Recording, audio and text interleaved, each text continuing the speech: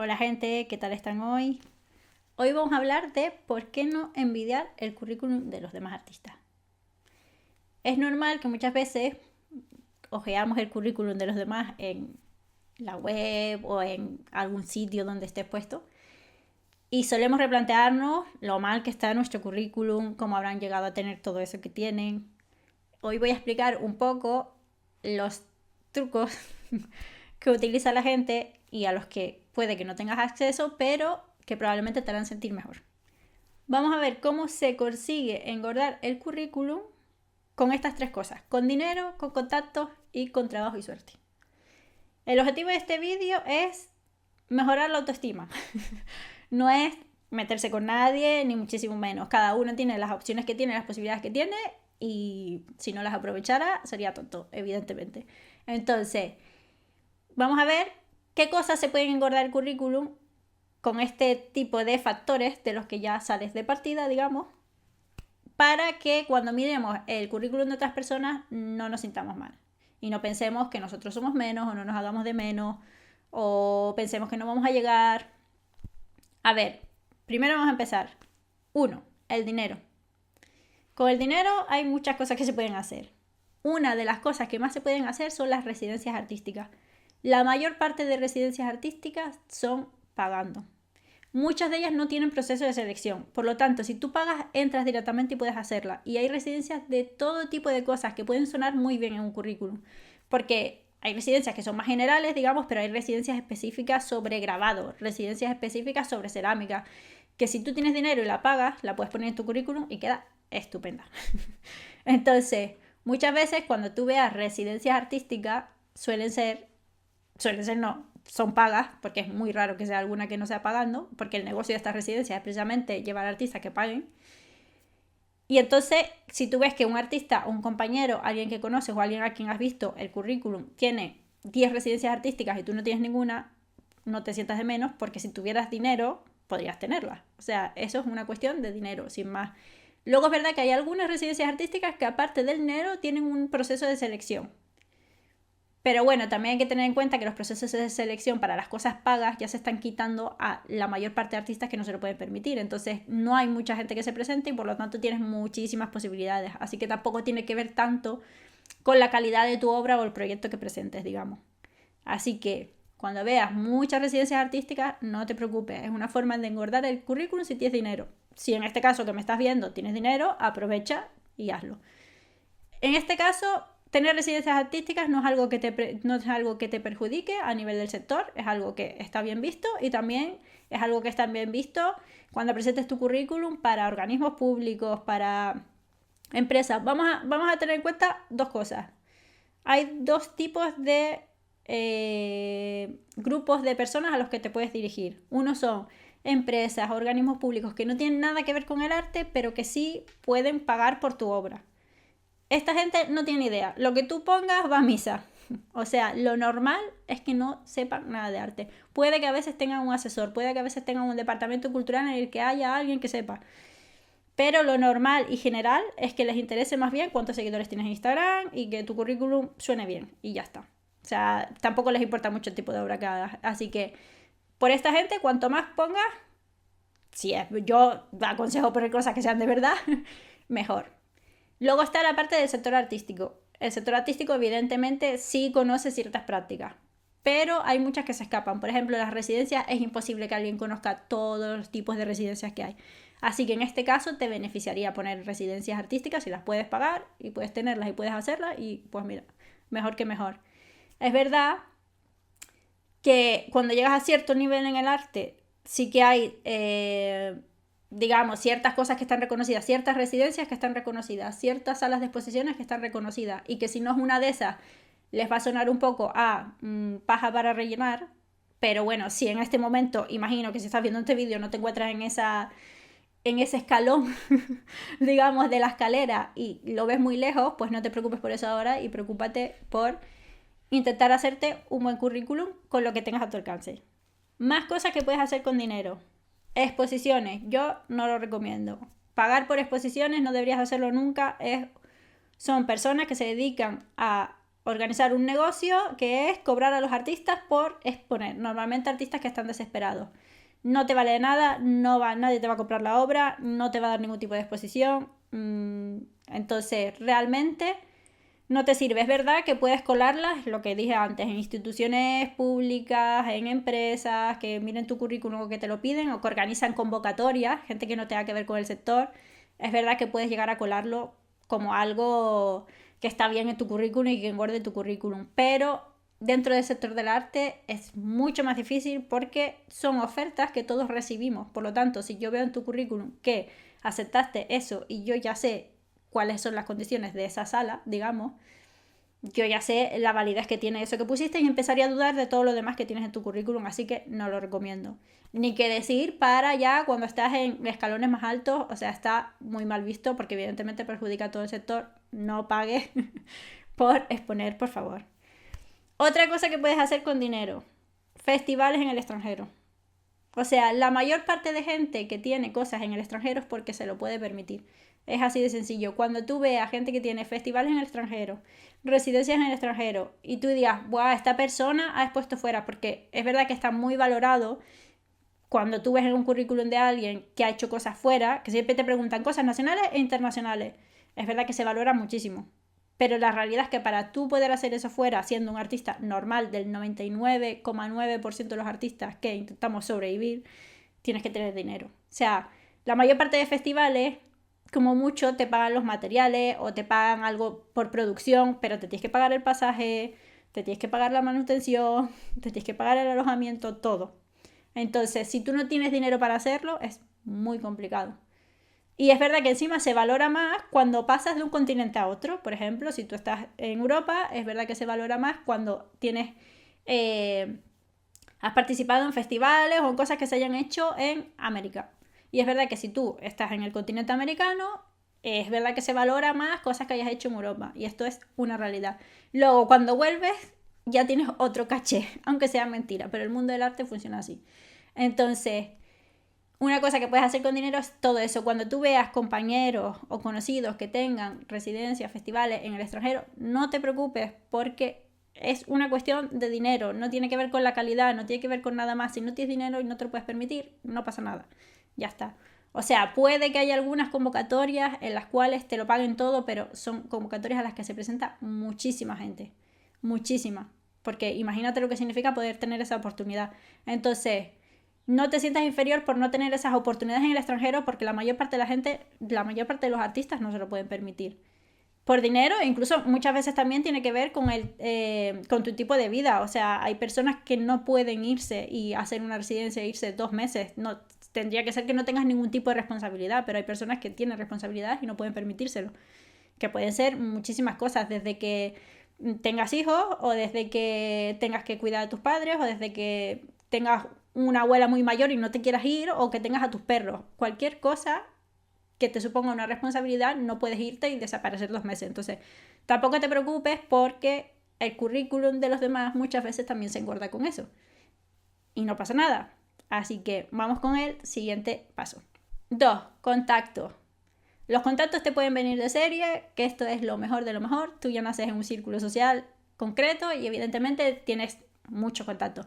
Esto suele pasar si lo ves muchas veces con artistas que ya son reconocidos, te das cuenta que sus amigos de cuando eran jóvenes son los mismos que también son reconocidos. Sube uno y suben todos. A veces tiene que ver con estar en el sitio adecuado, en el momento adecuado. Pero bueno, y también que hayas tenido la posibilidad de, lo que te digo, que no tengas responsabilidades ni obligaciones y te hayas podido ir con estos compañeros a vivir y vivir en este ambiente, un poco lo que todo artista quiere, que es como vivir esa fase de vivir con otros artistas y desarrollar algo juntos y tal, pero la realidad es que en el mundo real eso no se puede hacer, la mayoría de artistas no lo pueden hacer. Entonces tampoco te preocupes porque esto muchas veces tiene que ver con eso, con el tipo de vida que te puedas permitir y con los contactos que tengas. Si no tienes contactos de serie, es verdad que puede ser que tengas la suerte de conocer a alguien que te presenta a otro, que te presenta a otro. Para esto tienes que siempre estar abierto a conocer gente y ver qué sale de ahí. Y bueno, es un golpe de suerte. Es verdad que tener contactos te puede dar festivales porque si tú conoces a un contacto que te lleva a un festival y ese conoces a otro de otro festival, te puedes ir llevando de uno a otro, que es lo que suele pasar. Entonces, es muy normal que la mayor parte de currículum que ves con festivales, que son muchos, suelen ser de un contacto a otro. La mayor parte de festivales piensa que en muchos ni siquiera te pagan. En muchos te dan algo para producir. Lo bueno sería que te pagaran, evidentemente, pero como muchos no lo hacen, pues ya solo con los contactos puedes moverte de un lado a otro. Entonces, si tienes el dinero para pagártelo tú y costeártelo, pues cuando tú veas que hay gente que ha ido a muchos sitios, ha participado en muchos sitios, puedes buscarlo. De hecho, todo lo que te estoy diciendo, directamente coge el currículum de alguien que no sea extremadamente conocido y o de cualquier compañero o lo que sea que tengas a la vista, o de alguien que conozcas, que a lo mejor no estás en su nivel todavía, pero que conozcas, y vete buscando las cosas que tiene y verás cuáles son las condiciones. Y te darás cuenta de que muchas veces no tiene que ver con que tú seas menos. Tiene que ver con que esa persona tiene unas opciones de partida que tú no tienes. Que tampoco digo que esa persona no se lo merezca, simplemente estamos hablando de la realidad. O sea, no tiene que ver con la calidad del arte ni nada, vamos a hablar de la realidad de cómo funciona esto. Entonces, también exposiciones. Si tienes un contacto, te puedes organizar una exposición o meterte en una exposición colectiva. Con las colectivas suele pasar mucho esto. Tú tienes un contacto y ese contacto organiza algo, conoce a alguien que organiza algo y te mete en la exposición. O a lo mejor participa en una exposición y le dice al que la está organizando, oye, conozco a esta persona, ¿qué te parece si la metemos también? Y así vas pasando de una cosa a otra. Entonces, los contactos son muy importantes y te pueden llevar a muchísimos sitios. Si no los tienes, pues intentar hablar con gente y ver si cae la suerte, porque es verdad que los contactos tienen que ver con tu estatus social. Tú te mueves con una gente que tiene tu mismo estatus y esos contactos tienen las mismas opciones que tienes tú y tienes que conseguir llegar al siguiente escalón y es muy complicado relacionarte con gente que no tiene que ver con tu estatus social. Pero bueno, nunca hay que perder la esperanza y hay que estar abierto a ver qué pasa. Siempre puede ser que alguien te vea y de repente diga, pues esta persona, ahora con las redes sociales, pues también está pasando que hay gente que es descubierta así. Pues nunca hay que perder la esperanza. Vamos con la tercera parte. El trabajo y la suerte. Yo lo que te recomiendo es que hagas mucha obra. Que la obra que hagas la hagas con cabeza. No hagas por rellenar. Que sepas lo que estás haciendo. Que tengas claro cuál es tu estilo. Que para eso tengo otros vídeos para que lo veas también. Que tengas claro el porqué de tu estilo. Para que domines absolutamente tu obra y tu discurso.